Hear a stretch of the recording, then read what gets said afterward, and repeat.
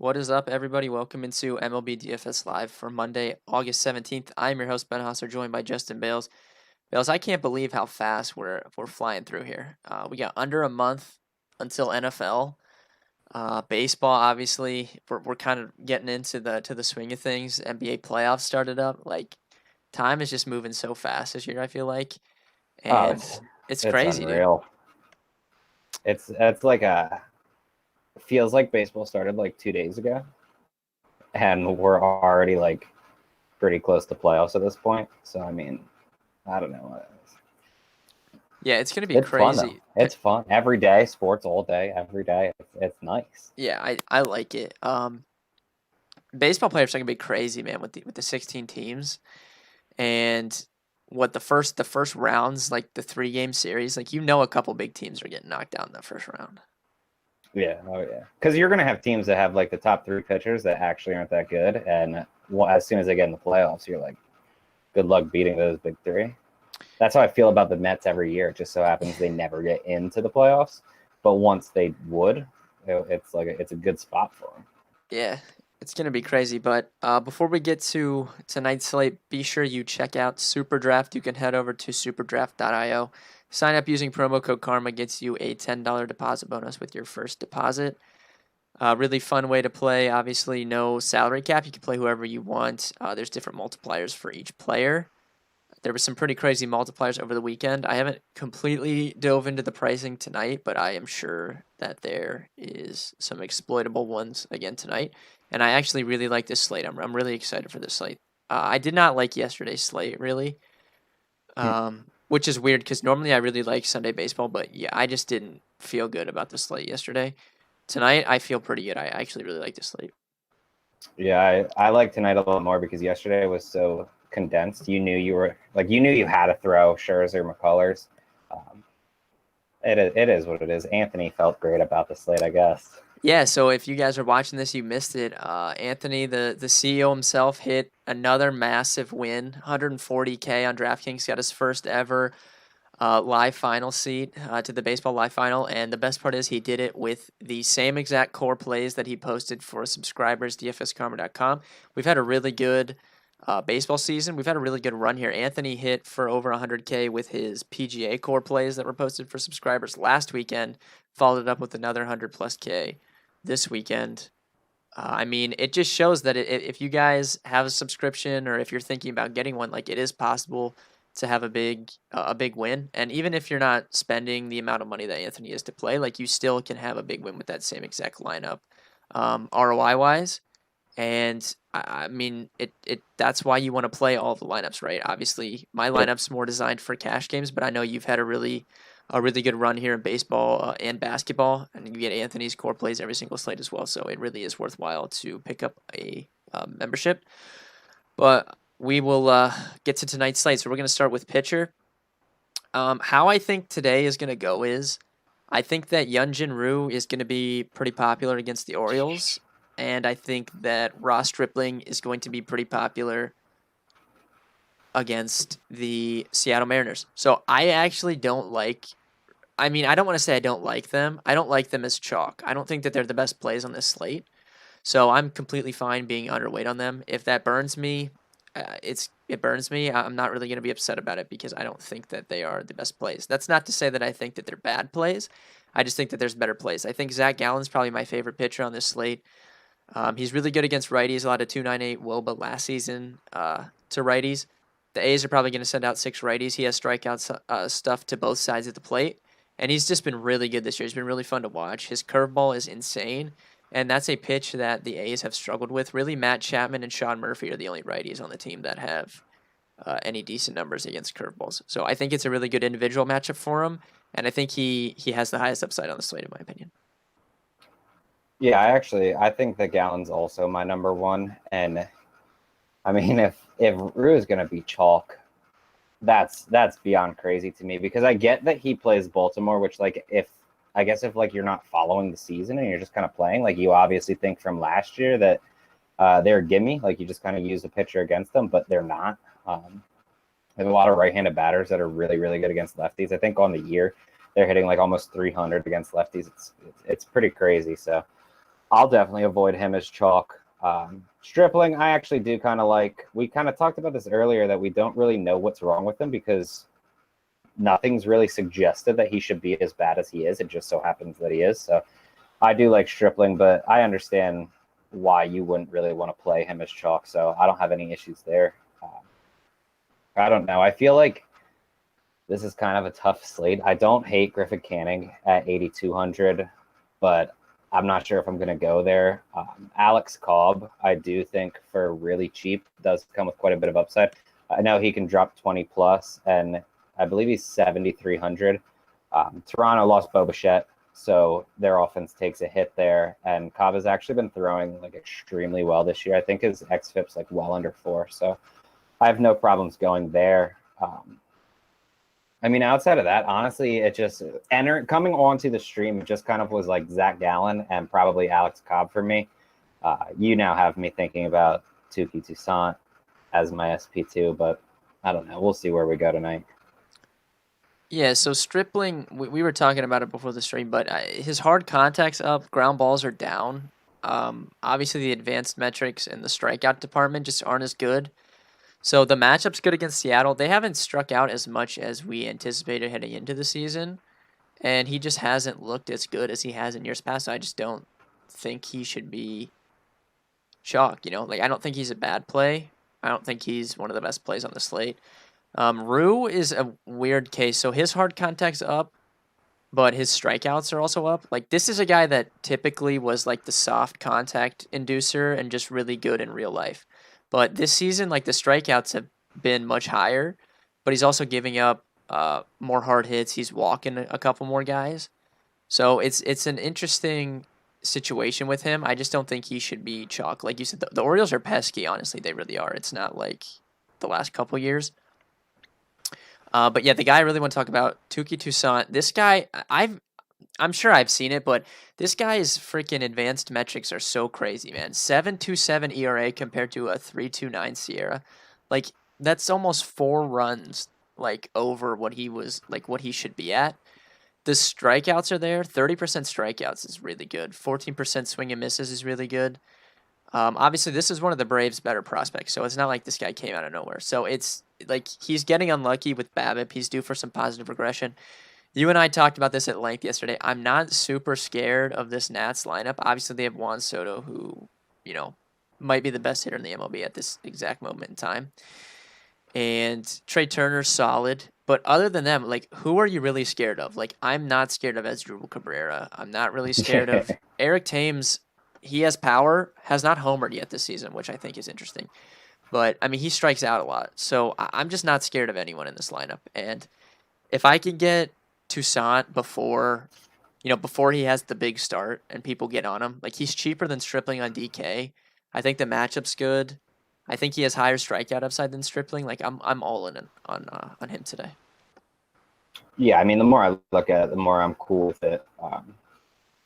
I mean, if you look at just at his numbers at home, like, they're not even bad. Like, his numbers in Atlanta are good. His ERA is 2.53. He has 14 strikeouts in 10.2 innings. He's only given up 3 earned runs.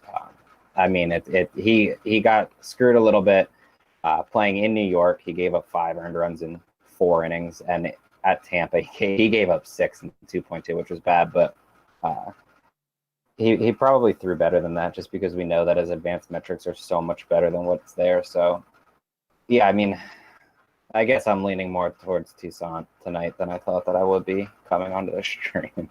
Yeah, like, if he's gonna be low owned or like low owned relative to this slate, like, he's probably my favorite play. And he's a guy, like, if you watch him, he just looks good. Like, if you actually watch him pitch, he's one of those guys that you can just tell is, like, gonna be good. The upside's so high too. Like, he struggled at times against Toronto. Like, he gave up 3 runs and he still scored 25. It's all right. You convinced me. I think I'm probably gonna... Well, that's a good point. So even though he's due for all this regression, like, well, I should say positive regression, but even though it's coming, like, he still had a 25 DK point game, right? It's not like he's been getting shellacked every single start. Like, we've seen him have a good start. So it's definitely in there. Jack asked any Yamamoto. I don't know what to make of Yamamoto. So he came up 2 years ago and he was really bad. Like he was one of my favorite guys to stack against. And then last season his numbers weren't that bad, like they were pretty decent. So I don't know really what to make of him. He hasn't looked super good to start this season. So I don't know. I think I'm more inclined to play the Mets than I am Yamamoto today. Yeah, uh, there were a lot of, or there is a lot of money coming in on the Mets too. I think it like really hammered the line this morning. So that would just kind of suggest that people don't like Yamamoto, because if you look at who's throwing for the Mets, I think Gesselman's leading off, and then Kilmay's coming in for probably like 4 innings maybe, and then it'll be a bullpen game. And we've seen the Mets bullpen get blown up a few times. So I think that's probably more the bettors are saying that they want to fade Yamamoto rather than like the Mets pitching. But I don't know. I'm probably not going to use him tonight. Yeah, and I mean that's really it for me. Like Boyd's 89 on DK, I'm completely out on that. Chris Bassett, no freaking idea why he is 9,400. I'm out on that. Like, just have no interest there I whatsoever. really like him though. I Dude, don't know why you he's would pay fun that to much watch. for He's fun to him. watch pitch. Like Chris Bassett's fun to watch pitch. I don't know why he's $9,400 though. I don't hate Zach Davies. I just also, if I'm paying 82, I feel like I want more upside than he is, because he can't strike anyone out really. Yeah, so if you're picking Cannon, Davies, like between those two, I'm taking Davies. I could see playing Davies over Stripling if he's going to be 30% less owned as well. I don't hate that. I don't hate that at all. So I think you could throw Davies in there for sure. But it's for me, like I'm so far in on Toussaint. Like if he has a bad start tonight, I'm gonna be so sad because I'm like locking this guy in everywhere, man. He's such a good play. I Going to be an issue when I end up also playing him, and just imagine he starts terribly. We're both all in on him tonight. Nah, like I can feel it. It's good vibes. I can feel today. Like he's gonna crush tonight. I can feel it. But we will move on to stacks. So, like I said to you before we hopped in the stream, there's a ton of good stacks today. So I think you're starting with the Dodgers against Justin Dunn. I think they're the far and away the best stack. I think the Yankees are right there as well. Obviously, the Yankees take a hit with no Stanton, no Judge, no LeMahieu, but this lineup is still good. But what it does is it lowers the ownership, right? Because no one's going all in stacking, Miguel Andujar and Gio Urshela and guys like that. So it does lower the ownership, but they're still right there for me. The Braves, I would probably put the Braves ahead of the Yankees, but that's 1, 2, and 3 for me. Really like the Braves today. And then you have some other ones like the White Sox and the Mets that I think are really strong plays as well. There's a lot of good stacks today. I think it's a really good tournament slate. Yep, I completely agree. I was actually going to write up Perez for my article, and then just initially I was like, he's not good, but he hasn't been that bad. But he is due for some regression, and I was thinking like the Yankees lineup isn't going to be near what it is, and it turns out it's still pretty much one of the better lineups in baseball, even with all the guys hurt. So I opted not to go that route. Just one stack that I'm really looking at that honestly I feel like I'm probably going to be on tonight is San Diego. Lyles is just atrocious. His ERA is like it's ridiculous. It's 6.06. His xFIP's actually higher. Like Lyles has an ERA over 6, and he's been getting lucky. Like his BABIP is too low. He's just been getting lucky. But I think his swinging strike rate is at like 5%. Like it's something ridiculous. He doesn't get any strikeouts, and he gives up like 50% fly balls. So when you have a powerful lineup like San Diego against a pitcher that's not going to make you swing and miss, I mean, I don't see why they aren't just going to just hammer him. My only issue is that obviously it's in Texas, and if the roof's closed, we know that it turns into a pitcher-friendly stadium, or it seems that way anyway. So I don't know. That'll get him at low ownership, I guess, anyway. Colin asked a good question. I'm going to let you take this one. Baltimore stack and GPPs. Oh, yeah. No, I actually I like Ryu a lot as a pitcher, but like if he's giving up the hard contact and stuff, I have no problems uh, just betting against him. And Baltimore's offense is filled with right-handed bats, and they're actually good, especially against left-handed pitching. Like I said, they're hitting like 300 against left-handers on the year. I know, small sample size, I get it, but they're playing in Baltimore, which means balls could fly. I think I saw that there was some weather concerns in Baltimore. I don't 100% know. I don't really look into weather until like I'm about to make, or I guess I don't really look into games being postponed until I'm about to like make my lineup. So just if that game's gonna play, yeah, go ahead and stack Baltimore in tournaments. I have no problems with that. Yeah, I really hope that game is good because I want Rue to be higher owned than Gallon. I would love for that to happen. So I really hope that that game's okay. Yeah. Jack says Boyd's Statcast data is Bruto's getting barreled bet. Yeah. So that's always been the problem with Matt Boyd, right? Like he's always given up a ton of home runs and barrels, but he's always had the strikeout stuff to make up for it. And this year he's not getting any strikeouts, so that's really the issue. And the White Sox, I mean, this White Sox lineup is nasty, man. They have a ton of power. Yeah. They can barrel the ball up. They have to be up there. I haven't checked in a couple days, but if I pulled up barrels as a team, I guarantee they're pretty far up the list, along with teams like the Padres. So yeah, I really like the White Sox tonight. But we will head to the positions. If you guys have any questions on stacks or pitchers we didn't talk about, go ahead and ask. Starting at catcher, I think there's a legitimate free square on DK today. It's Travis d'Arnaud for the Braves, 2,500 or whatever he is, batting third. That's an easy play for me. If you want to get different in tournaments, I think Grandal you can play every single slate. I don't think he's bad. Whoever gets in the lineup for the Dodgers, I think is fine. And dude, I don't want to say it, but Gary Sanchez is going full like Gary dude, Sanchez. he's going like Undertaker gif, coming out of the coffin. This dude was dead in the water for like a year and a half, and he homered.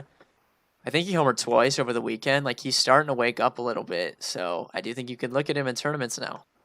Listen, I played him the other day, and now he's hitting fifth. So yeah, I'm in. I'll add Mitch Garver. Between him, Grandal, and Sanchez, like you're gonna have to pick one of the three. It's 5K, 4.9, 4.8. I don't know. You're just gonna have to kind of pick one. Severino's 44. I like that more in a Baltimore stack because he's hitting fourth, and people just don't really use the catchers versus one offing him, especially with Darnell at 2,500.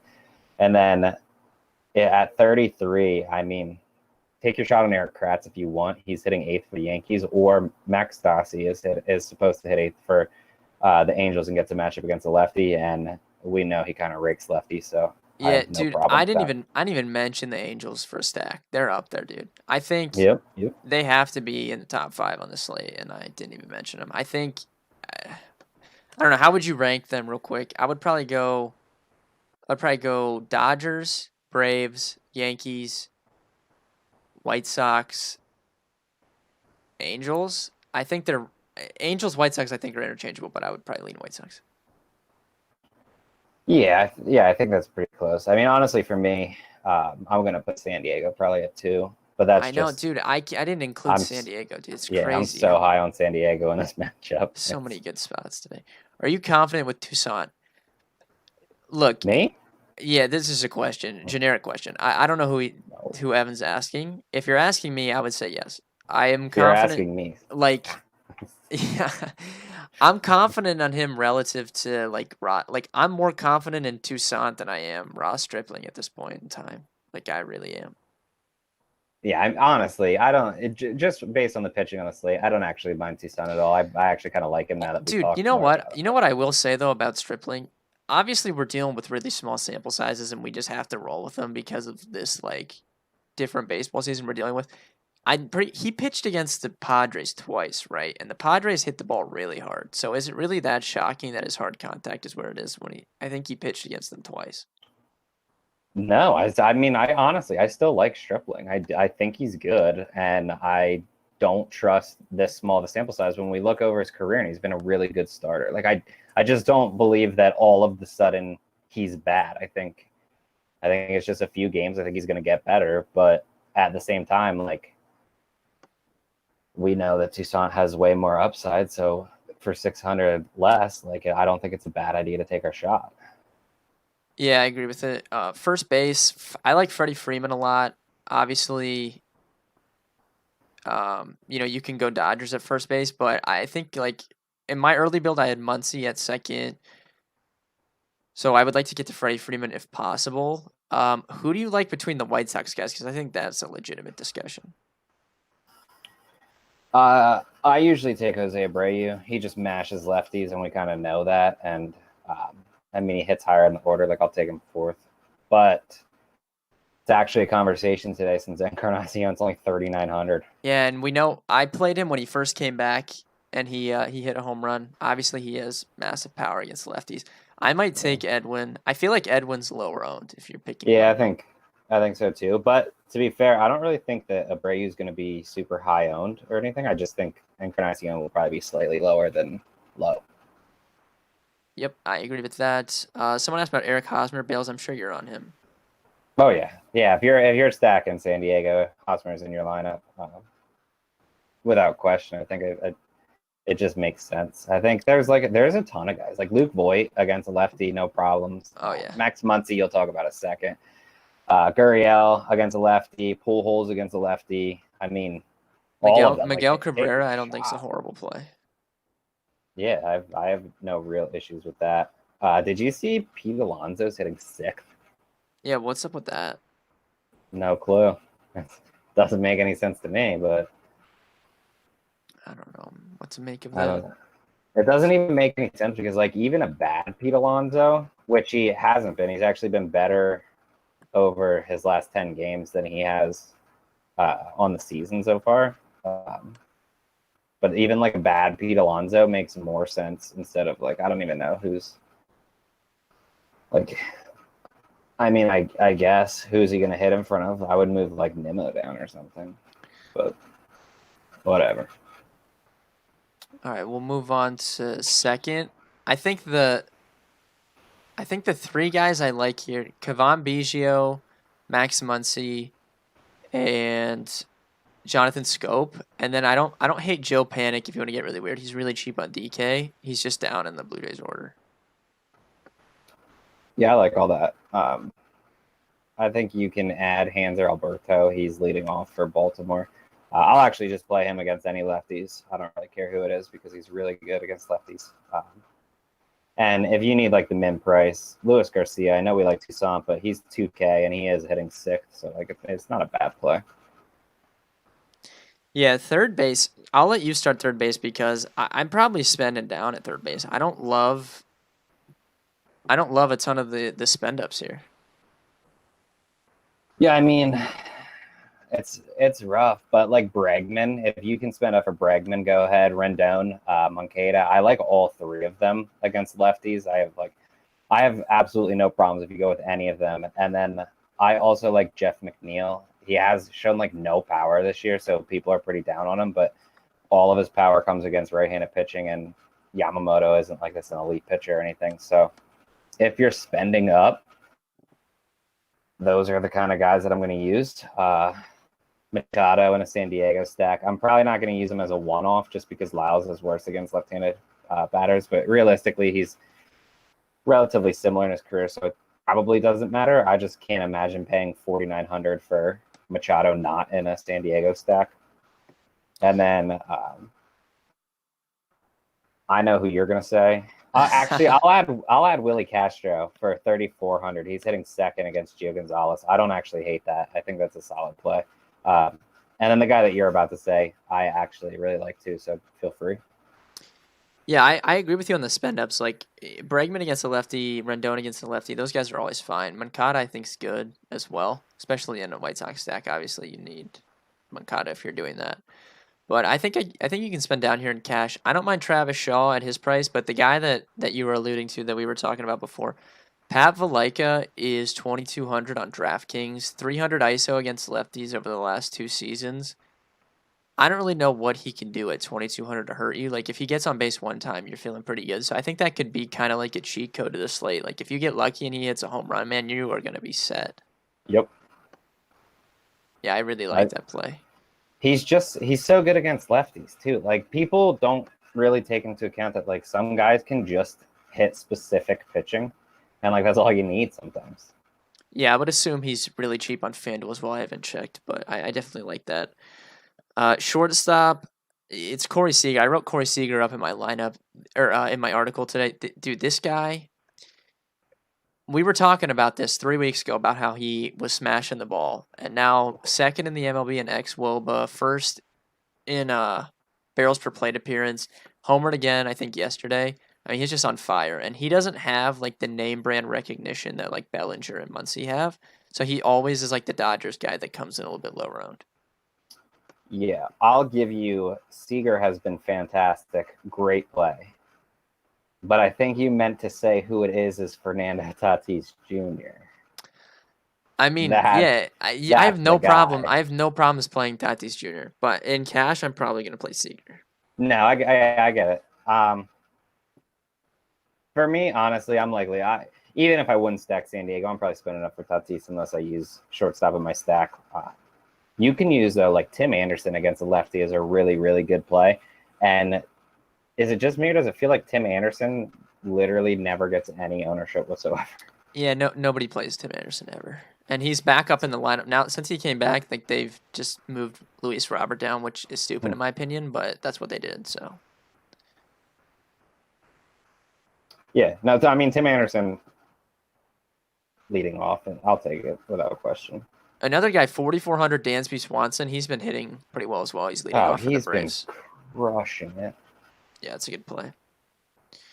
Finish up at outfield here. Who are your top outfielders? Because I think, like, obviously you could play Trout, Bellinger. Like, you play those guys every single slate. If you're picking, well, I'll ask you this: if you're picking one stud, like 5K and above, I think I would pick Bellinger just because he's 5,100 and Trout's 6,100, so he's $1,000 more on DK.